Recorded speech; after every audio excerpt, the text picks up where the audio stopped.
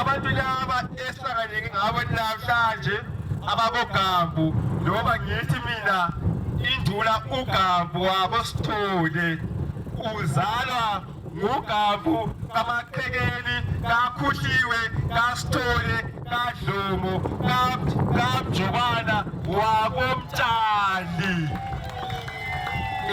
Abantu laba kahle ngabakoMtshali, azaye ngathi mina ayisibo babo Sithole, ngithe ngabakoMtshali.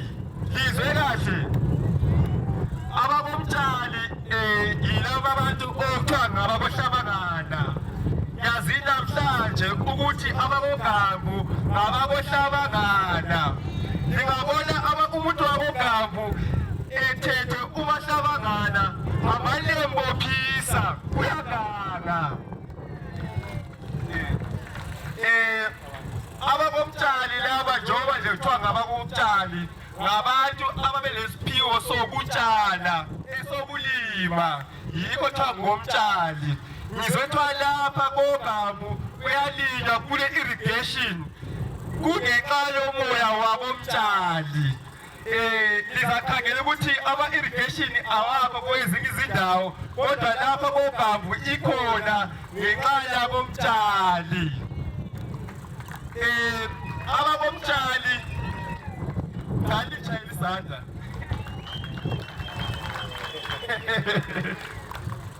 AbakoMtshali badabuka eNtabakulu kuKwaZulu. Bekwindawo noma ngithi bekuyisizwe esiduze lesizwe sabo Khumalo esasihola yinkosi uMachobana. Abantu laba babegaliselana. uMachobana yena ngokwakhe wayezalwa nguMamtshali, kuchaza ukuthi wayezalwa koGambu. Ngakho-ke ubuhlobo bakoKhumalo nobakoMtshali noma ngithi abakoSithole udala kakhulu. Ngithe mina uGambu wayezalwa nguMaqhekeni kaKhuhliwe kaSithole.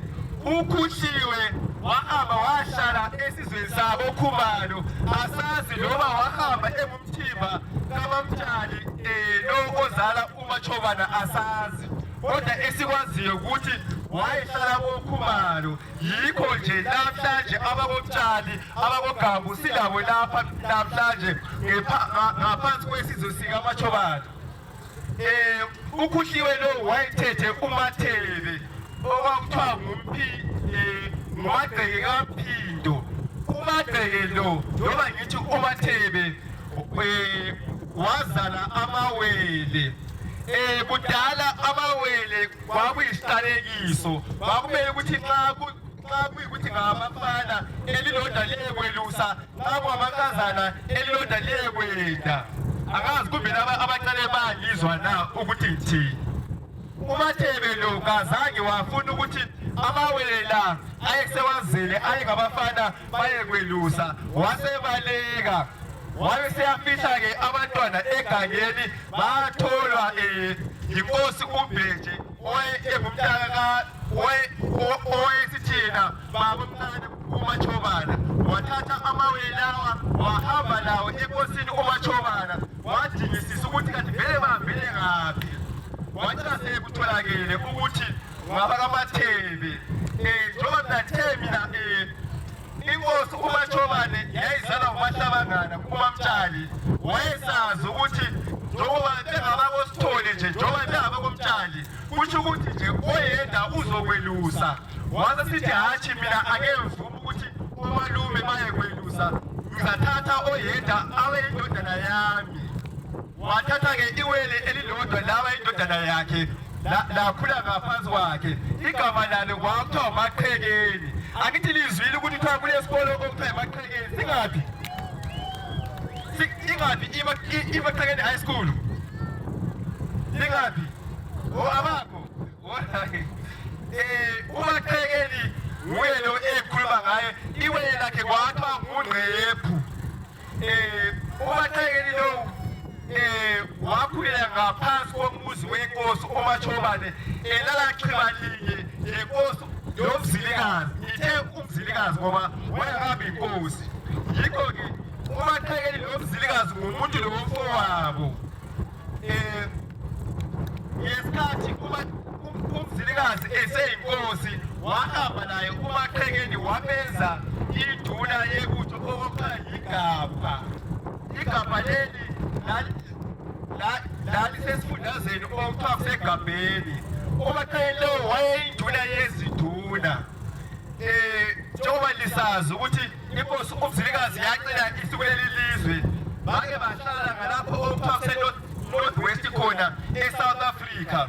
Bathe belapho kulapho okwazayela khona uGambu ezalwa uMaqhekeni. uMaqhekeni emzala kuMtshakazana, uMtshakazana ebudadewabo wenkosi umzilikazi. Akithi liyabona ukuthi abantu laba bashobele kanjani. Ngithe mina uMachobane uzalwa uMamtshali, nabo futhi sesibona uGambu naye futhi esezalwa ngaphi koKhumalo. Njengoba lisazi ukuthi inkosi umzilikazi icine isilapha. uMaqhekeni yena njengenduna yezinduna yaseGabheni yayiphethe isifundazwe esikhulu esuka eMatopo siyesebamba uGwembe. Zonke izinduna ezazingaphansi kweMatopo, Plumtree, Jolotho, Nyamandlovu uze uyetshaya uGwembe zazingaphansi kwendunankulu uMaqhekeni. Okwathi ngemva kwakhe wathatha idlalifa uGambu lo ehlangane naye namhlanje. Xa kuthi belalele singale kuthiwe uGambu yijobela yaseMagogweni. uGambu ubehlala eMagogweni, iMagogweni ibiseMatopo.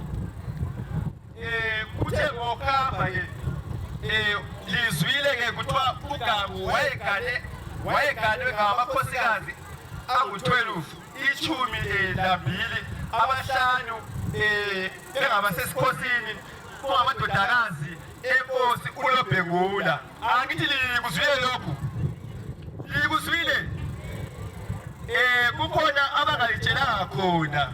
Abantwana laba abakaLobhengula abenkosi uLobhengula babeziletha kuGambu, wayengabakhombisi. Babeziletha angithi liyakwazi kudala umuntu wayekhethelwa.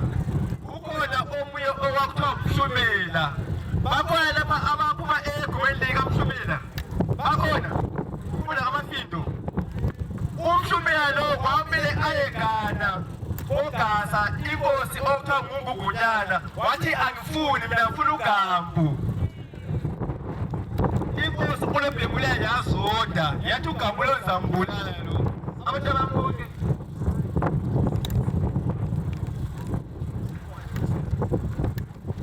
kuthiwa uSilela seBhukumgwagwa uyacelwa phandle kuyaphuthuma.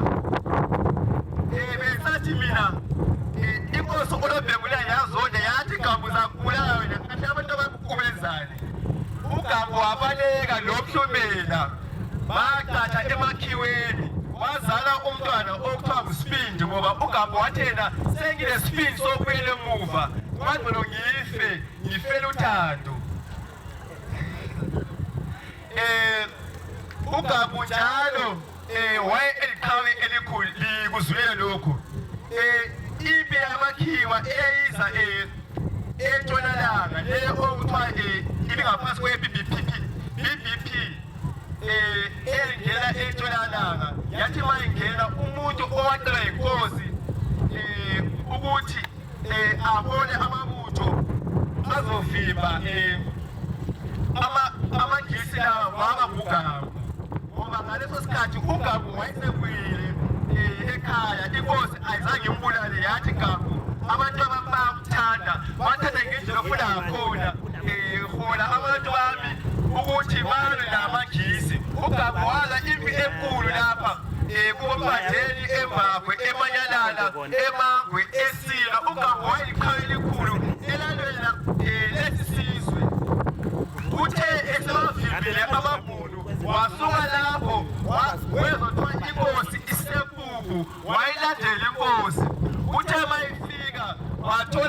wehlula uChanga Luqwele isibaba uBobo ukhala ngale kwaChanga lePupu uthe bayikhapha wathola kulamanye futhi amabutho amagisi ayekhapha ayekhona nguMajor Forbes wakhula phezukwawo wawehlula abela koBulawayo ekhala imbali abafuna ukuthi liyazi le eyokuthi uGabu wehlula amabhunu